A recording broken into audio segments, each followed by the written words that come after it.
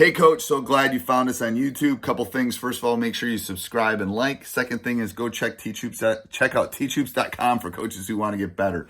It is a roadmap of someone that's done this for 30 plus years. Let me help you with that roadmap. I've already done it. I've put pictures in my gym. Let me help you spend less time, win more games. Go over and check out teachhoops.com. All right, welcome to High School Hoops. Coach, how you doing?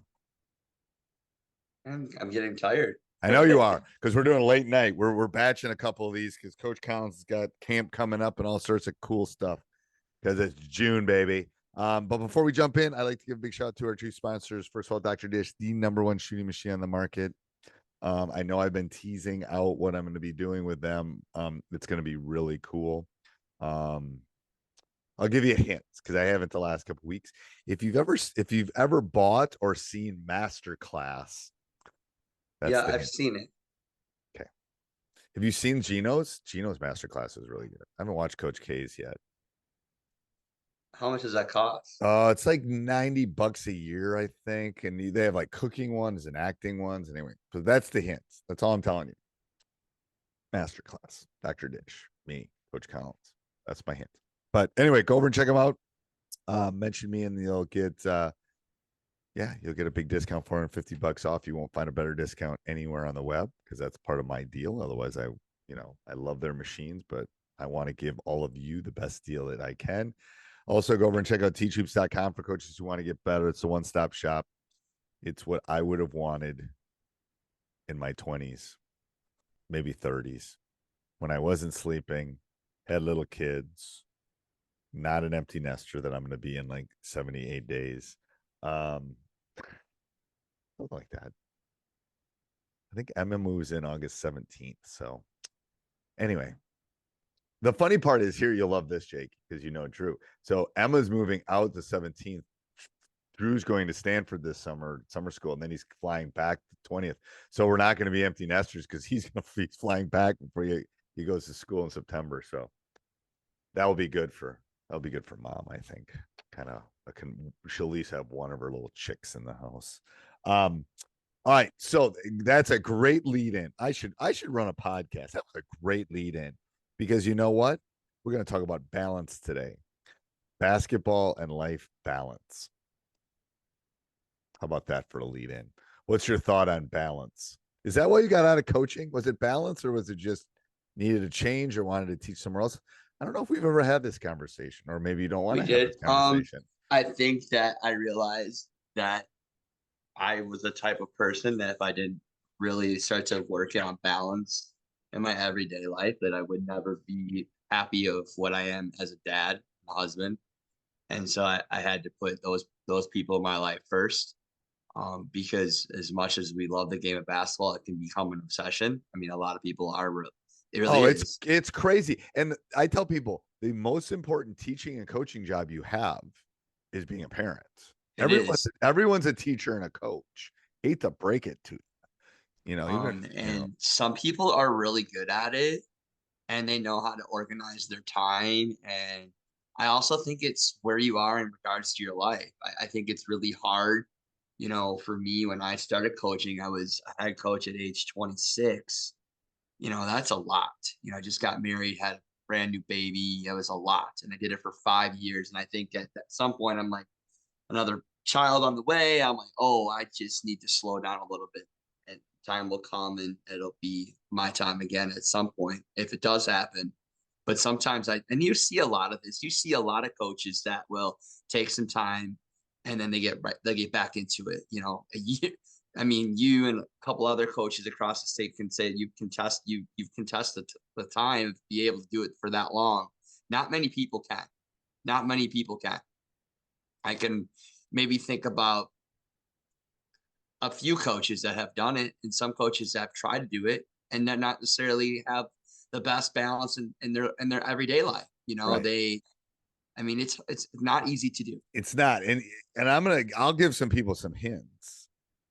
So I did two things early in my career because I talked to a lot of people because I had young kids. And there's two things I did. I separated family from hoops, which means I didn't really involve. I brought my kids when they were little, but my wife was separate from basketball. Like that was a conscious decision. The two of us kind of made, that she was going to be over here and I was going to be over here, and they were just going to be separate entities. We were not going to intertwine them, because then when I came home, it was just a different world. And it really, and I know a lot of coaches' wives are great. They're intertwined and they're doing stuff. Our conscious decision early in our marriage was, we're going to just keep these things separate, so that when I come home, I'm dad, I'm husband, I'm not. And then I can obsess about basketball in my own free time, but they're separate entities. That's one thing. And the second thing that I did, when I've noticed I've had dips. Trust me, I've had dips that it's like, oh, I got to get out. And then, I got probably a rejuvenation post COVID, because I didn't coach for a year, and it's like, oh, I missed this. And so it probably boosted me a little bit. But I can walk. There's things I did early in my career, like I would miss practice to go to Florida with my family, and then after Christmas I'd hook up with them. So I had good enough staffs all the way along that that was during one of the most biggest dynasties in state of Wisconsin history, probably from about 04 to 16, 17. We won a lot of games. We had a lot of really good players. I didn't come to practice for 3 or 4 days, and I just turned it over to my assistant coaches, and I went with my family on Christmas or whatever, or missed this to go see, Emma play, or Drew in a game. Like, you guys got it. I'm out. And I made that conscious decision early to try to find a staff that I could do that. And now I'm to the point where it's like, I told you, I'm going to be gone for 12 days in June. There is no way in my 30s I would have done that. But why do I do that? Because I got to rejuice. I can't, like, if they want me to keep running the ship, that's how I can do it. And then I'll come back in July and I'll be gung ho until school starts and blah, blah, blah. And then in September, October, I'll go on another little mini thing. And then, that's how so I know how I can literally turn it off, my team off, and just say, I'm not, like, the 3 weeks after the season's over, I'm not. I was thinking about Teach Hoops. I was thinking about coachingyouthhoops.com. I was thinking about where Emma's going to go to school. I turned that off. And some people can't do that. And I think that's one of the reasons I've been able to, and we've been good enough that I can. If we'd have had a bunch of 9 and 17 seasons, it probably would have been harder. So I'm able to do that. I'm able to turn off and just, no, I'm not going to do this. Because you know what it is. It's 365 days. If you let it, like, maybe a little bit in August, maybe a couple weeks in August there, football starting, kind of a dead period before school starts. There might be a little window there in August. But other than that, other than around Thanksgiving and Christmas, there's no breaks. Breaks. Anyway, what's your thought on that? Yeah, and I think the hard thing too is that we're in a world where I think it's been so hard to be a high school coach now. Your job is never completely secure.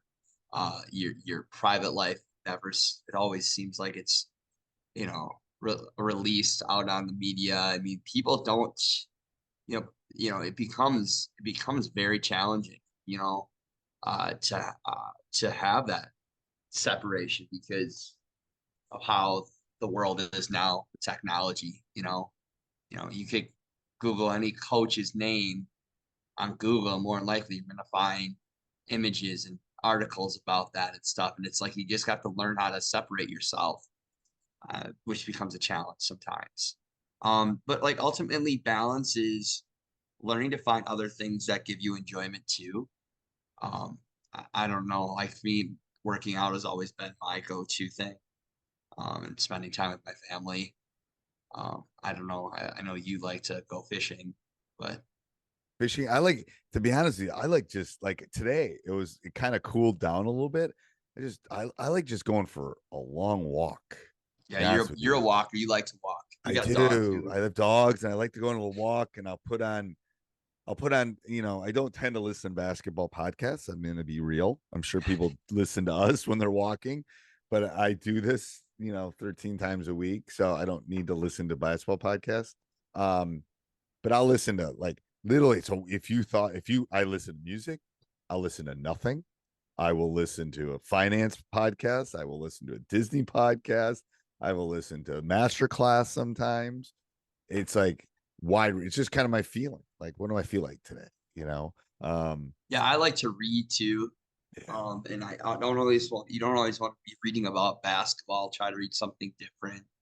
I like watching movies, binge watching shows, anything Well, that's that's what not. I'm doing. I'm watching Band of Brothers again right now. I haven't watched What that. is that? Band. You never watch a Band of Brothers? What is it on? World. What It's on HBO. is it good? So good. It's about World War II. It's about the 82nd Airborne, Easy Company.